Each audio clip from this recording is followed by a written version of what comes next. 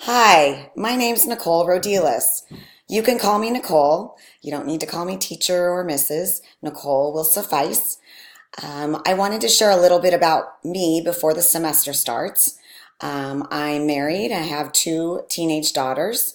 I have been teaching at IVC for 13 years, 9 of those as an adjunct. The last, well, going into this fourth year as a full time, and I'm now tenured. Um, I hope to learn a lot about all of you this semester as we progress. But a little bit more about me. I love to work out, especially weightlifting. I like water sports.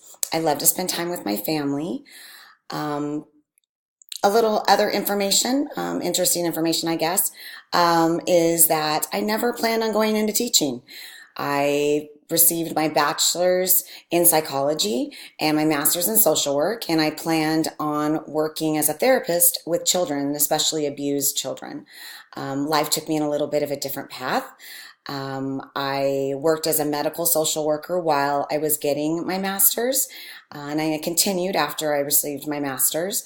I then moved to a town not too far away, but got married and worked as a medical social worker in the local hospital or one of the local hospitals.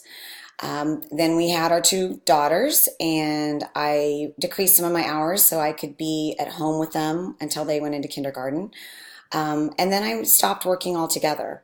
Not too long after that, I'd say about 8 months later, my best friend that is also a psychology professor was at IVC, and they were shorthanded and needed some people with masters in social work, psychology, that area, those areas, to teach some of the classes. So she really started working on me.